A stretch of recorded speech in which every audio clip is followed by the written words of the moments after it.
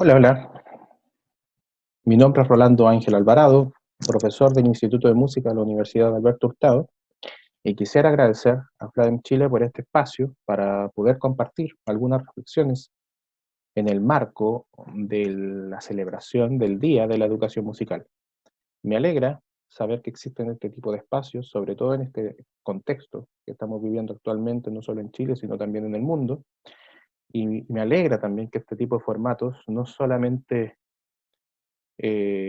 permiten que podamos establecer relaciones locales, sino también podrían extrapolarse hacia afuera, a establecer redes con otros países hermanos. En este, sin mayor preámbulo, más que agradecer nuevamente a FLA en Chile por este espacio y por la realización de esta actividad, quisiera dar por iniciada mi conferencia para no dilatar tanto con preámbulos. Bien, como podrán observar, el título de la conferencia es De la crisis a la revolución, reflexiones basadas en el estado actual de la educación musical. Una educación que no transforma sociedades es inútil. Eso lo dice la maestra Patres, una célebre integrante de FLADEM Latinoamérica. Repito, una educación que no transforma sociedades es inútil. Por lo tanto, es tiempo de repensar el valor de la educación musical en el currículo escolar con el propósito de establecer si las prácticas pedagógicas actuales hacen posible la transformación social o, por el contrario, apuntan hacia la preservación de estilos pedagógicos que conllevan a una inercia social. No obstante, estas ideas conducen a nuevas interrogantes, como por ejemplo, ¿hacia dónde se quiere conducir la transformación social? En este marco, las bases curriculares para la asignatura de música que ha instalado el Ministerio de Educación de Chile dejan claro que el quehacer musical se puede entender como un medio y como un fin. Es decir, se puede utilizar la música como herramienta para potenciar conocimientos teóricos o técnicos ajenos a la actividad musical, como también puede orientarse hacia la adquisición y desarrollo de competencias musicales, ya sean los ámbitos de audición, interpretación, reflexión y creación. Por consiguiente, el currículo nacional se centra en la música como objeto, pues, estableciendo un enfoque individualista que entiende la práctica educativa musical desde la dualidad persona-música, lo que representa un problema a la hora de llevar a cabo la práctica educativa, ya que alguna de las variables debe priorizarse. Por un lado, si la persona se prioriza por sobre la música, el centro se pone en su potenciación no solo musical, sino también valórica, atencional, psicomotora, creativa y un largo etcétera. Todo esto por medio de procesos de enseñanza-aprendizaje que implican poner el foco en la persona como individuo, pasando por alto el propósito de la educación musical y las relaciones humanas en ella. Este enfoque individualista hace correr el riesgo pedagógico de centrarse en las personas que tienen mayor talento, entre comillas, marginando a las que presentan ciertos grados de dificultad. Casos como el anterior se han documentado ya en países con amplia tradición en educación musical, como Reino Unido, y también en países nobles, como España. En Chile, ¿qué sucede al respecto? ¿Se fomenta la inclusión a la hora de montar agrupaciones vocales e instrumentales? ¿Se dedica más tiempo a estudiantes con habilidades más desarrolladas que a otros que presentan dificultades? Estas preguntas son solo algunas cuestiones a reflexionar. Ahora veamos el foco verde de la música. Si la música se prioriza por sobre la persona, entenderíamos que el contenido de enseñanza tiene mayor valor en el aula que el bienestar de la persona que aprende. Por lo tanto, sería la didáctica la que se ajusta al currículo escolar, de modo que es el contexto socioeducativo quien debe ajustarse al currículo rígido que propone la figura docente, lo que da lugar a un autoritarismo pedagógico, que reduce al estudiante a una posición de ignorante, que requiere ser nutrido de conocimientos durante el proceso de enseñanza-aprendizaje. Es decir, nada nuevo bajo el sol, ya que se seguiría el modelo educativo instalado desde la Revolución Industrial, pasando por alto nuevamente el propósito de la educación musical y las relaciones humanas en ella. Para que quede claro, la educación musical implica situarse en el mundo y con el mundo, mediante un diálogo interactivo entre los agentes educativos. Por lo tanto, el proceso de enseñanza-aprendizaje que plantea el enfoque individualista no basta para cumplir el propósito de la educación musical en el currículo escolar, puesto que se requiere del constructivismo social para promover el quehacer musical inclusivo en las comunidades escolares. Cuando hablamos de quehacer, estamos hablando de acción, de modo que la música deja de ser un objeto y se transforma en una acción, o dicho de otro modo, en un verbo. Por consiguiente, podemos asumir que las comunidades educativas musiquean en forma colaborativa, ya sea mediante el canto, la escucha, la ejecución instrumental, la creación, la dirección o la expresión corporal. Para centrar la didáctica de la música desde el constructivismo social, ha sido necesario construir la red de interacciones didácticas, donde se plantea que los distintos agentes educativos tienen un impacto entre sí.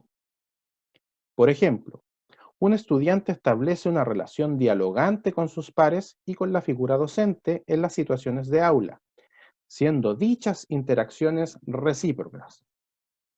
No obstante, existen otros factores externos que también irrumpen en el aula, porque son inherentes a la práctica educativa musical, como el currículo, la infraestructura escolar, la metaeconomía y la cultura de la globalización. En definitiva, la red de interacciones didácticas hace posible observar el quehacer musical desde la posición que asume cada agente educativo en el mundo y con el mundo, poniendo mayor énfasis en lo mucho que tiene por hacer la educación musical, más que en lo mucho que decir. Repito, se pone el énfasis, como dice fácil, pone el énfasis más en lo que tiene por hacer la educación musical, más que en lo mucho que decir.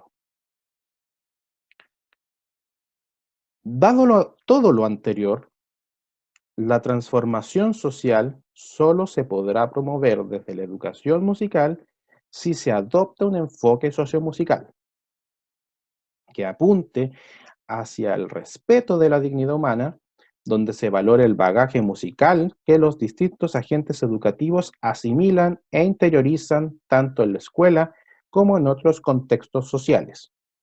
Este enfoque brindaría libertad para que cada persona construya su propia identidad sociomusical, sin presiones ni moldeamientos ejercidos por otros individuos.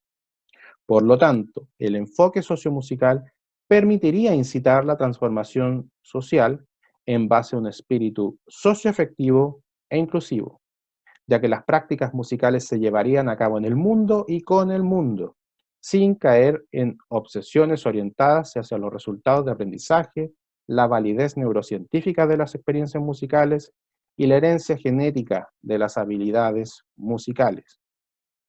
Es innegable que nuestra América Latina enfrenta profundas desigualdades que dificultan la asimilación del enfoque sociomusical.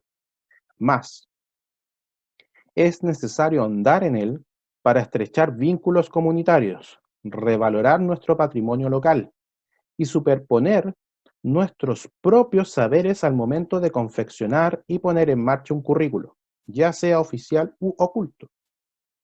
La revalorización de nuestros saberes sonoro-musicales nos permitirá revelarnos ante la crisis de la educación musical, la que es consecuencia de la decadencia de la institución educativa. En concreto, la crisis de la educación musical se expresa de la siguiente manera. Punto 1. La música enfrenta una serie de obstáculos para su incorporación en los planes de estudio, lo que deja en evidencia la poca flexibilidad que tiene la asignatura para adaptarse a la demanda social. Mientras algunos repertorios se clasifican como obras de arte, otros se menosprecian a un punto peyorativo que perfectamente podría ofender a algunas comunidades. Punto 2. La infraestructura escolar genera inequidad sociomusical, ya que muchas escuelas ni siquiera cuentan con la implementación mínima, para impartir educación musical de calidad. Es decir, no cuentan con aula ni instrumentos musicales. Esta situación provoca una tensión entre la agenda de Seúl y las determinaciones educativas internas a nivel local y nacional. Ya veremos más adelante la agenda de Seúl. Además, este punto 2 da lugar a una romantización de las carencias, porque se enarbolan como estandartes casos extremos de abandono como los difundidos en Paraguay, mediante la Orquesta de la Basura. Aquella comunidad es un ejemplo de resiliencia y superación. Por supuesto que sí. No obstante, se han vuelto un ejemplo por un abandono sistémico que ahora solo busca romantizar sus limitaciones. Punto 3 y final. Perdón, el PowerPoint se me arrancó un 3. La formación en educación musical del profesorado no articula los contenidos pedagógicos con los musicológicos, dando lugar a una multiplicidad de representaciones pedagógicas sobre la didáctica de la música en el contexto escolar. Esto da lugar a prácticas pedagógicas que se fundan en el ensayo y error, ampliando la multiplicidad de representaciones. En este punto, me gustaría preguntarles, ¿por qué está la educación musical en el currículo escolar? ¿Qué propósitos persigue la asignatura en el currículo? Una vez alcanzada aquella discusión y aquellas reflexiones, una vez que logre construir su propia respuesta, me pregunto, ¿habrá un grado de consenso entre las respuestas obtenidas por diferentes agentes, por diferentes docentes? Todos estos síntomas de la crisis, estos tres síntomas de la crisis, pueden haber más, vinculados a la economía, a la educación de masas, etcétera. Pero hasta el momento tenemos tres. Todos estos síntomas de la crisis, estos tres síntomas, nos obligan a avanzar hacia una revolución que permita superar la crisis. Pero, ¿desde dónde comenzamos? ¿Desde la formación inicial docente? ¿Desde el currículo oficial? ¿Desde nuestro trabajo en el aula? Etcétera, etcétera y etcétera. Claramente tenemos que comenzar desde algún sitio, pero el punto focal no tiene por qué dirigirse a un ámbito concreto. En mi opinión, debemos tomar como base la agenda de Seúl, exigiendo su cumplimiento en nuestros distintos contextos. Aquella política supranacional ya entiende el acceso a la educación artística como un derecho inalienable del ser humano. Repito, la agenda de Seúl ya entiende el acceso a la educación artística como un derecho inalienable del ser humano, lo que nos lleva a preguntarnos cómo se expresa el derecho a la educación. En ese punto, la UNESCO nos dice, el derecho a la educación no es solo un derecho humano en sí mismo, sino que también es un factor esencial para el ejercicio de todos los demás derechos humanos. Todo niño tiene derecho a la educación. Al hablar de ejercicio, estamos hablando de acciones. Y en este punto, la UNICEF dice que la educación implica mayor atención en la igualdad de acceso a la educación entre niños y niñas y en mejorar la calidad de la educación para evitar el abandono escolar. Mientras que la UNESCO dice que se promueve y desarrolla el derecho de cada persona a disfrutar del acceso a la educación de calidad, sin discriminación ni exclusión. Corresponde a los propios gobiernos el cumplimiento de las obligaciones, tanto de índole jurídica como política, relativas al suministro de educación de calidad para todos y la aplicación y supervisión de y la aplicación y supervisión más eficaces de las estrategias educativas. En otras palabras, nuestros gobiernos no están cumpliendo los acuerdos supranacionales y en el mejor de los casos las buenas intenciones quedan en el papel. Ojo, que eso no lo digo yo, sino que ya lo dijo la UNESCO el 2008. En concreto, la UNESCO dijo que no se están determinando auténticas decisiones en favor del mejoramiento de equidad y calidad de la educación. Esta situación nos obliga a emprender la revolución, exigiendo el cumplimiento de los acuerdos supranacionales, específicamente la Agenda de Seúl, la que establece 3 objetivos que ya están viendo en pantalla. Primero, velar por la educación artística, velar porque la educación artística sea accesible como elemento esencial y sostenible de una educación renovada de gran calidad.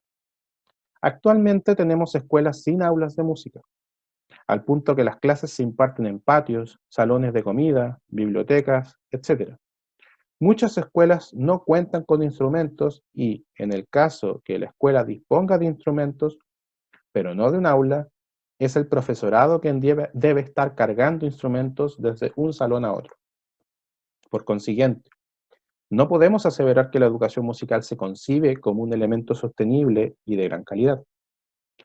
El segundo objetivo dice velar por que las actividades y los programas de educación artística sean de gran calidad, tanto en su concepción como en su ejecución. En este punto, cabe señalar que los currículos oficiales suelen construirse entre 4 paredes, lo que representa un problema porque no habría consistencia o coherencia entre la formulación teórica y la implementación en el aula. Además, la publicación de currículos de carácter nacional no ayuda necesariamente al desarrollo patrimonial y cultural de las mismas comunidades. Está bien que ciertos conocimientos deben transferirse porque son de interés general, como la cueca, por ejemplo. Pero ¿qué sentido tiene hacer bailar cueca centrina en un acto escolar de Bifil, en una escuela de Bifil? O que el repertorio más importante de una orquesta infanto-juvenil sea las 4 estaciones de Vivaldi. Quisiera aclarar que no tengo nada contra Vivaldi. De hecho, me cae bien.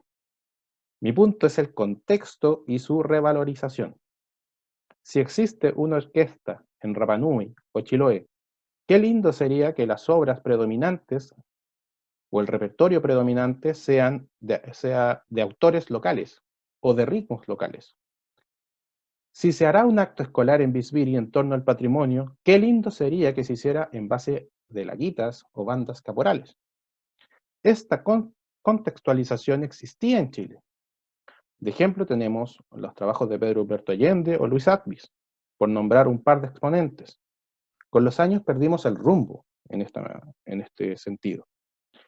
El tercer objetivo de la Agenda de Seúl es aplicar los principios y las prácticas de la educación artística para contribuir a la solución de los problemas sociales y culturales del mundo contemporáneo.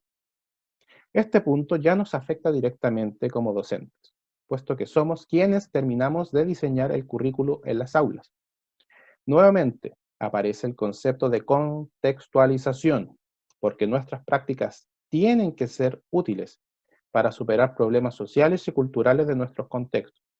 Si bien muchos estudios neurocientíficos dicen que la música sirve para potenciar la inteligencia, la atención, la memoria y un sinfín de otras habilidades, también hay estudios neurocientíficos que dicen todo lo contrario. Ciertamente, aquel debate puede resultar tremendamente interesante, pero me pregunto, ¿nuestras acciones pedagógicas en el aula apuntan a desarrollar la inteligencia, la atención y la memoria o no? En este punto coincido con Heidi Westerlo, puesto que el interés soslayado por los hallazgos neurocientíficos solo hace que el perfil humanista de la educación musical pase a segundo plano. La educación musical es una rama vinculada al humanismo, de modo que no tiene tanto sentido buscar su incorporación curricular mediante tales argumentos. La neurociencia se centra solo en determinar los efectos de la música en el ser humano. Dicho de otro modo, no se interesa por valorar los efectos de la educación musical en el ser humano.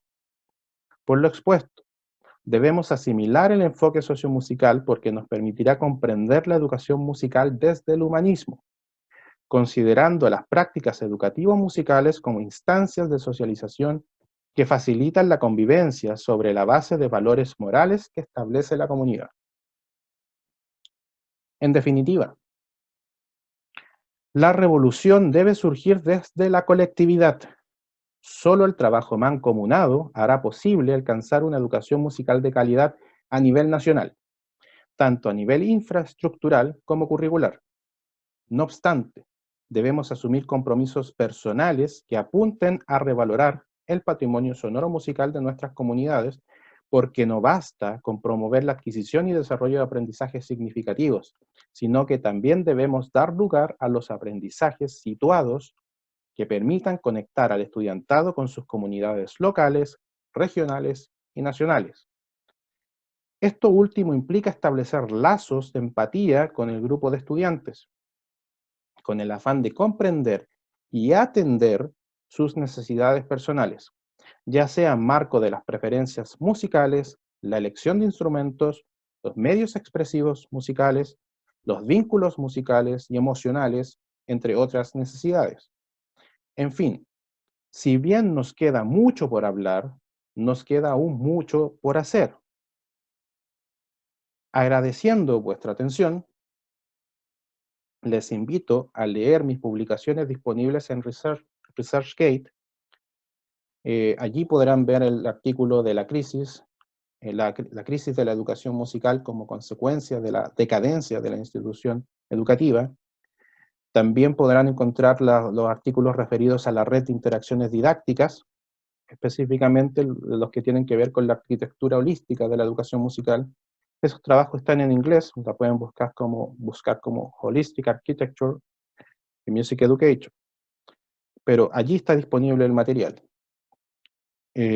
Igualmente comparto mi correo electrónico para que me hagan llegar sus mensajes, consultas, críticas, porque no es obligación que estén de acuerdo conmigo. En fin, deseándoles un feliz día de la educación musical. Hasta pronto.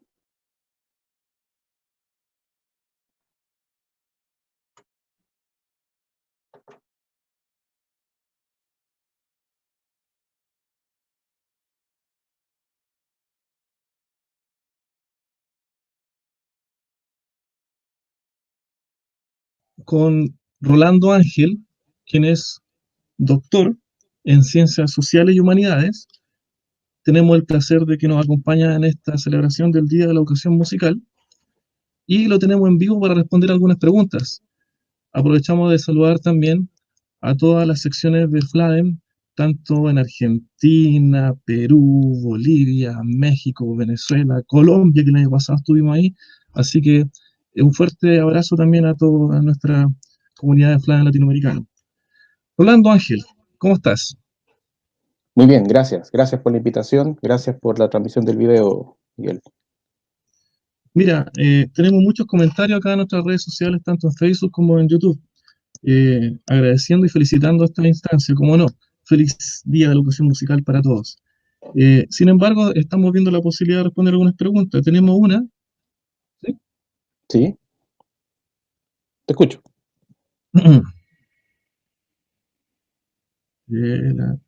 Aquí. Ya dice, mira, Andrés Contreras nos pregunta, ¿tiene la educación musical una crisis como tensión dialéctica en torno al nuevo alumno o sujeto que se está formando en el nuevo contexto de la era globalizada? Repito para todos aquellos que nos escuchan. Andrés Contreras pregunta, ¿tiene la educación musical una crisis como tensión dialéctica en torno al nuevo alumno sujeto? Este sujeto que se está formando en un nuevo contexto en la era globalizada. Qué gran pregunta. Sí. Bueno, primero que todo, muy buenos días a todas las personas que están presenciando este evento. Gracias por el espacio. Como bien decía en mi conferencia, este es un tremendo espacio que se ha generado a través de FLADEM Chile para poder dialogar sobre distintas cuestiones de la educación musical. Me alegra que haya preguntas sobre mi ponencia y he visto algunos comentarios y agradezco la atención dispensada hacia lo que expongo. Ahora entrando a la pregunta en sí. A mí no me gusta en realidad ser un sujeto que responde preguntas porque podría decir de que yo no soy dueño de la verdad. A mí lo que me gusta en realidad es reflexionar sobre las preguntas y de ahí podemos ir construyendo cada persona en su individualidad una respuesta en torno a esas cuestiones que se reflexionan. Entonces, respecto a la pregunta de Andrés Contreras, que si la educación musical tiene una tensión dialéctica, o la crisis se puede entender desde una tensión dialéctica en el nuevo alumno o nuevo estudiante, ahí yo me pregunto, ¿qué significa nuevo estudiante? Si hay un nuevo estudiante, tiene que existir un antiguo estudiante. ¿Y cuál es la diferencia primero entre el antiguo y el nuevo? ¿Qué había del antiguo que debemos preservar en el nuevo? Y también me pregunto, ¿las cosas serán tan dialécticas o tan dicotómicas que el antiguo y el nuevo? Cuando pensamos en ciencias sociales, por lo general los procesos son paulatinos, son progresivos, son lentos, por lo tanto no podemos hablar de blanco y negro, no podemos hablar de blanco y nuevo, porque a lo mejor en una misma aula tenemos ese concepto de nuevo alumno o estudiante que hemos construido teóricamente, que convive con el compañero de banco. Bueno, en tiempos ahora ya no van a haber compañeros de banco, pero en la misma fila va a haber uno que va a ser antiguo y van a convivir. Entonces, más que pensar en el sujeto o la persona que ejerce el rol estudiantil, tenemos que pensar desde nuestra posición pedagógica qué valores y qué propuesta en realidad, de qué manera curricular vamos a construir la educación musical en los distintos niveles: preescolar, educación primaria, secundaria, universitaria, conservatorio, universidad, contextos informales, también clases particulares, etcétera. ¿Qué perfil ciudadano aporta la educación musical? Y allí aparece el otro concepto del nuevo contexto de la era globalizada. La globalización ya lleva bastantes años. Y en el contexto actual, recién es cuando nos estamos poniendo a prueba a cabalidad en un mundo globalizado. Y pienso que la pregunta de Andrés Contreras va por ese camino. ¿Qué pasa en el contexto actual? Porque hay que replantear la educación musical. Claramente las formas que estamos trabajando ya, o que hemos trabajado antes de la pandemia, ya no son efectivas y vamos a sufrir procesos de cambio. Y cambio forzado. Por ejemplo, la práctica coral ya no va a ser la misma. La práctica en la flauta dulce o en los agrófonos en general, las melódicas, todo lo que tiene que ver con instrumento de viento, ya no va a ser lo mismo. Ya no vamos a poder trabajar, y cuando volvamos a las clases presenciales, de manera colectiva y de manera tan unida como funciona un coro, porque se va a estar rompiendo ese distanciamiento social.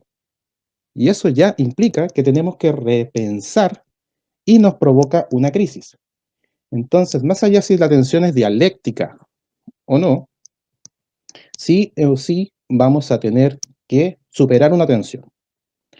Y que tiene que ver con lo que estaba exponiendo, porque justamente con la agenda de Saúl, porque la educación musical de calidad va a tener que transformarse. Ya, como les decía, los coros, los instrumentos aerófonos y otras prácticas musicales, por ejemplo, las batucadas, o los grupos de baile, también se van a tener que repensar, y eso ya no significa una crisis, no significan tensiones, pero que tenemos que tener la capacidad, de manera colectiva, de establecer propuestas, de que nuestra asignatura tiene que ser un aporte. No puede ser que porque no se puede trabajar en el coro, no podemos hacer nada y por lo tanto dar la validez a que la educación musical empiece a perder terreno. Al contrario, hay que reconstruirse y hay que pensar en nuevas formas. Lo que se está haciendo con la digitalización, esto de que las prácticas musicales, cada quien graba en su casa y luego se arma, es una forma que nos ha pillado sobre la marcha, en realidad, y que también es muy desgastante porque muchas veces no estamos tocando al mismo tiempo. Entonces ahí entramos a cuestionar, bueno, ¿esa es una práctica musical colectiva o en realidad es un buen dominio tecnológico de las herramientas digitales? Es una buena Son, reflexión porque mucho se hace, pero cuánto se aprende.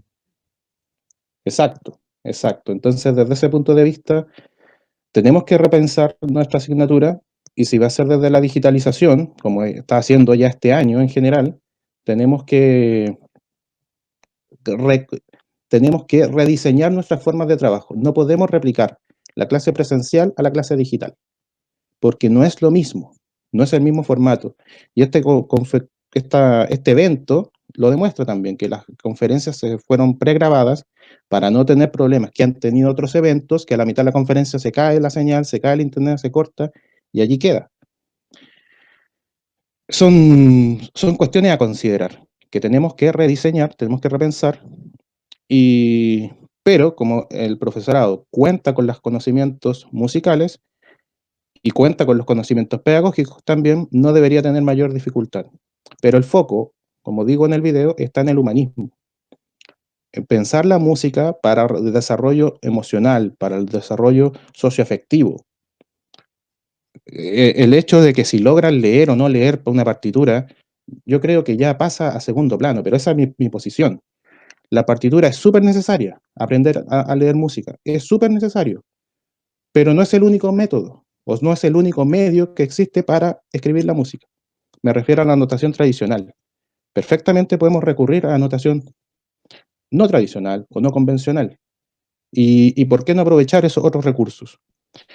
¿Por qué también vamos a estar obligados a trabajar la notación? Quizás la notación no es el mejor medio, depende del contexto educativo, obviamente, pero a lo mejor la notación no es el mejor medio para aprender música, para que nuestros y nuestras estudiantes aprendan música.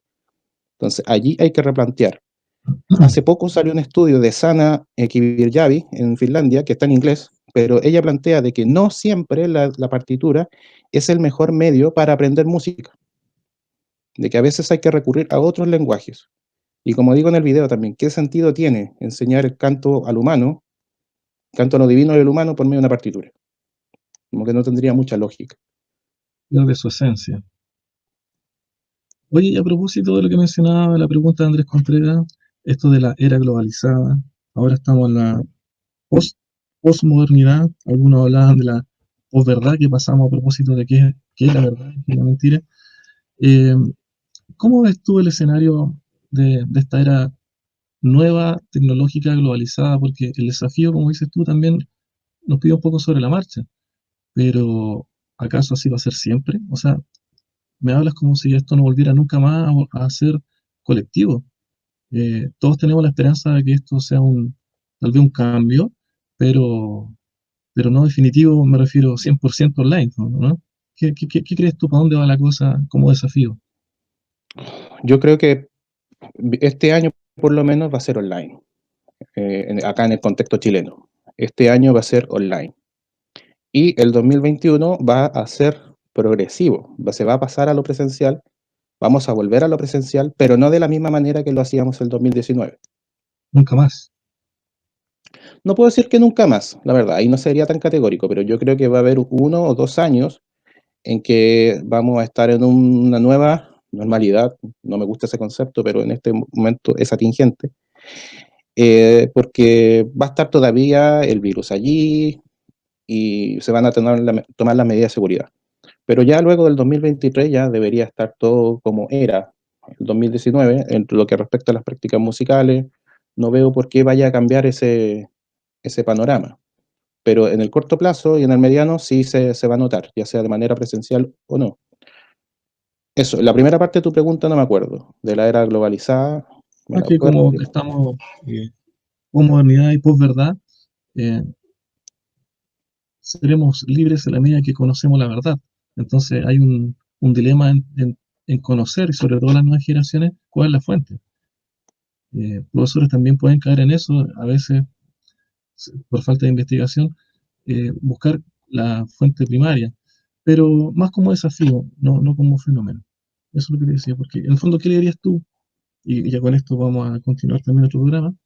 ¿qué le dirías tú a los profesores de música que planteen este desafío ante la nueva era globalizada que menciona el profesor Andrés?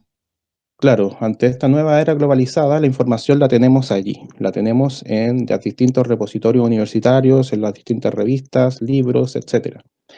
El problema no es el acceso a la información, el problema es que muchas veces no se sabe buscar, y ese es un problema que existe en la formación inicial docente, y para allá voy a llevar la contestación a la pregunta, de que muchas veces nos centramos en formar profesores y profesoras, pero en la era actual se necesitan docentes investigadores. Y esa doble labor no implica, no quiero que se dé a entender de que el lado de la investigación implica estar escribiendo papers, estar publicando libros. No, no, al contrario. Significa tener la capacidad de reflexionar científicamente a la hora de tener que enfrentar distintos dilemas o problemas en las aulas. Cualquier figura docente tiene que resolver problemas, por ejemplo, bullying, por ejemplo, eh, pro- eh, temas de inclusión, etcétera, que son temas que se resuelven desde la reflexión. Sin reflexión es difícil llegar a la propuesta de medidas de mejora. Y hacia allá hay que apuntar en la formación inicial docente, a la formación de docentes investigadores que tengan esa doble capacidad o esas dos competencias. Pero para eso es necesario tener planteles docentes que investiguen. Y allí sí es necesario que se publique, se haga papers, se hagan libros, se den conferencias, se abran espacios de este tipo, que las mismas universidades promuevan espacios, abran espacios para generar ese interés por la investigación. Por eso yo agradezco mucho a lo que hace FLA en Chile, porque es una laguna, es una excepción a la regla. Por lo general las universidades como que no hacen mucho evento. Y como pasó en el estallido social, la gran cantidad de eventos se empezaron a cancelar y quedaron muy poquitos que se mantuvieron, que se arriesgaron a hacerlo de manera digital, virtual. Entonces yo invito a las universidades en general a que abran espacios de debate, de socialización. Ya el maestro Carlos Sánchez expuso al principio sobre todo lo que fue la Asociación de Educadores de Música, la ANEM, la que vino después, la que estaba él trabajando, y bueno, Fladen está cumpliendo hoy en día esa labor, pero no quiero ser negativo ni nada. Fladen es de una organización internacional, latinoamericana, que aúna, pero también es necesario que el profesorado de música sea capaz de asociarse de manera autónoma, de manera autónoma y de manera gremial. Fladen, conozco mucho lo que hace Paula, lo que hace Miguel, lo que hace Gisela, lo que hace Lorena, etcétera, e están intentando hacerlo todo, y eso no es justo. Eso no es justo. Bueno, Tienen que surgir otras agrupaciones que logren converger y que cada quien se preocupe de lo suyo. mm. Bueno, Rolando, Ángel, muchísimas gracias por tu participación. Esperamos haber dado un inicio a un proceso de reflexión también a propósito del desafío que estamos viviendo. Agradecerte nuevamente y bueno, eh, continuar con nuestro programa. Tenemos Sí, muchos talleres, se vienen muchos saludos también de distintas partes de Latinoamérica y saludar también desde acá a nuestra sección de nuestra oficina Chiloé, a la profesora Roxana Vázquez, al profesor Julio Veas, a la profesora también Alejandra Teiguel y a todos los profesores que nos acompañan hoy en esta transmisión. Así que continuamos con nuestro programa, se vienen bueno, talleres, se vienen discursos. adiós. Adiós, muchas gracias.